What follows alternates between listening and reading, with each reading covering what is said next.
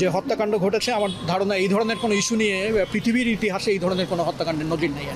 আমাদের শিক্ষার্থীরা যখন রাজপথে মরছে আমরা তখন ঘরে বসে থাকতে পারি না। এই সেনাবাহিনী যারা এসেছে তারা ইউএনএ সেনাবাহিনী, তারা বাংলাদেশের সেনাবাহিনী হতে পারে না। কারণ তারা ইউএনএ আফ্রিকার জঙ্গলে তারা সন্ত্রাসীদেরকে যেভাবে গুলি করে মেরেছে আমাদের শিক্ষার্থীদেরকে সেভাবে তারা গুলি করে হত্যা করেছে। আমরা কোনোভাবে এটা মানি না। আপনারা সবাই জানেন যে গত এক সপ্তাহে দেশে কী ধরনের ঘটনা ঘটেছে আর কি। 6 বছরের শিশু থেকে শুরু করে কিশোর, তরুণ, যুবক একেবারে ইনডিসক্রিমিনেট কিলিংয়ের শিকার হয়েছে।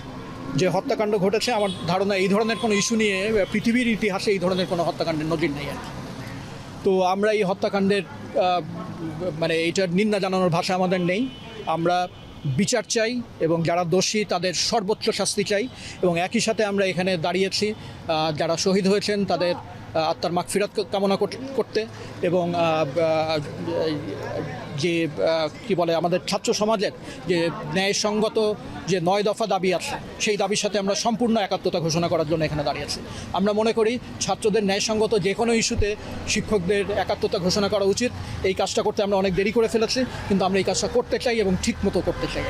না, আমরা সরকারকে আজকে কর্মসূচির মাধ্যমে জানাতে চেয়েছি যে বৈষম্যের বিরুদ্ধে সাধারণ ছাত্ররা যখন শান্তিপ্রিয় আন্দোলন করেছে তাদের উপরে যে সরকারি রাষ্ট্রীয় যে নিগ্রহ এবং তাদেরকে গুলি করে হত্যা করা হয়েছে প্রকাশ্য দিবালোকে এবং অসংখ্য ভিডিও আছে, আমরা মর্মাহত, আমরা ব্যথিত, আমরা এর প্রতিবাদ জানাই।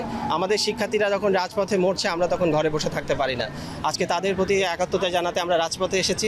পাশাপাশি আমরা সরকারের কাছে দাবি জানাই অবিলম্বে যারা এই হত্যাকাণ্ডের সাথে জড়িত, প্রধানমন্ত্রী নিজে বলেছে এখানে পুলিশের গুলিতে মারা গেছে, অথচ পুলিশ স্টেটমেন্ট দিচ্ছে যে না এখানে পাথরে নিক্ষেপে মারা গেছে। এই যে কারা এই কাজগুলো করেছে, আজকে সরকারের মহল থেকে বলা হচ্ছে যে এটা কোনো গুলির ছিল না, তাহলে কারা গুলি করলো, কারা গুলি চালালো?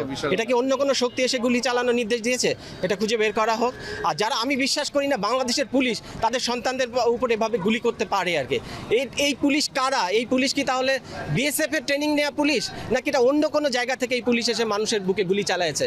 আজকে আমরা দেখেছি আমাদের আর্মি দিনের বেলায় প্রকাশ্যে গুলি চালাইছে, তারা ইউএন এর গাড়ি নিয়ে এসেছে। আমার মনে বিশ্বাস এই সেনাবাহিনী যারা এসেছে তারা ইউএনএ সেনাবাহিনী, তারা বাংলাদেশের সেনাবাহিনী হতে পারে না।